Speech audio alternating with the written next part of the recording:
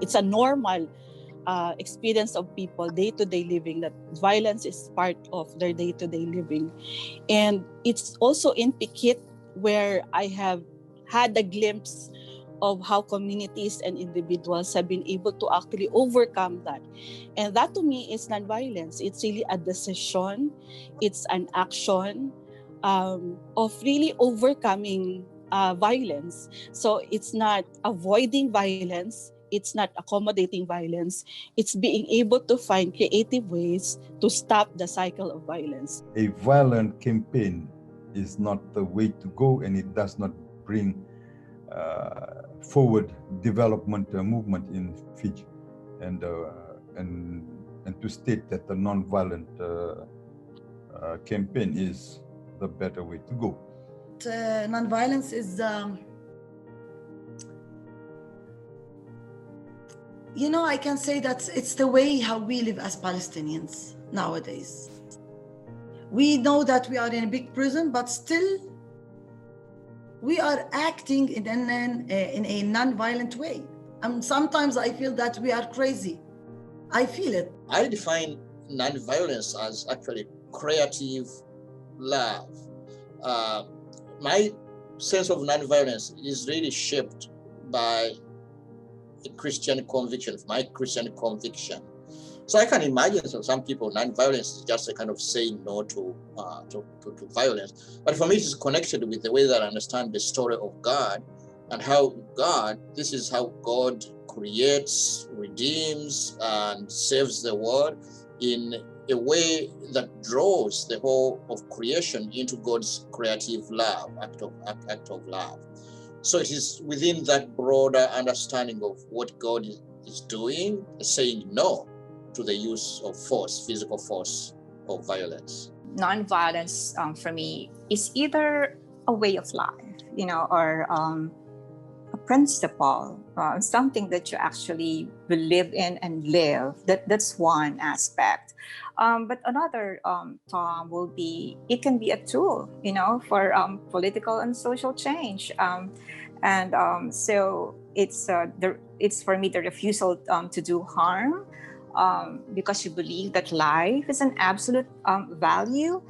You believe that there's potential in every person to change. That belief of possible conversion, of possible change in their aggressive dispositions or beliefs.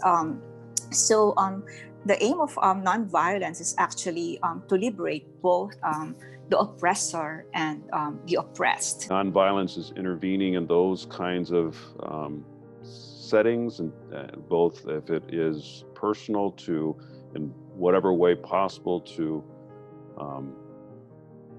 stand in that place, that muddled mess, that tension, and give some witness to the possibility of resolution or reconciliation or peace. Sometimes with our work, it's de-escalating first and then just listening to people, giving them that sense of, even in their heightened, agitated state, they're worthwhile, they're human persons. And those acts usually come from someplace, and making room for the trauma, that hurt, that pain to be expressed and honored. For systems, it's speaking up and not keeping quiet when those in power or have a position do or say things that harm or lessen a human person. I define nonviolence as repair. And the word reparations is connected to the word repair because nonviolence has a way of operating in the present that also pays attention to what has happened in the past with also a vision for the future. And so repair thinks about rejoining, not unlike religion, religio, to bind together, to rejoin, to relink, to repair. And so I find nonviolent action, which can happen at any number of levels in society, it's strongest when it's thinking about the past, present, and future and what repair means. Nonviolence is a way of life. a way of life really that recognize that all of us as human beings, we have values. And when you can focus on these values, you understand that you cannot destroy others' values. And you become someone who is engaged on promoting values as self in your group, and even in other group, even the group that you view them as your own enemies.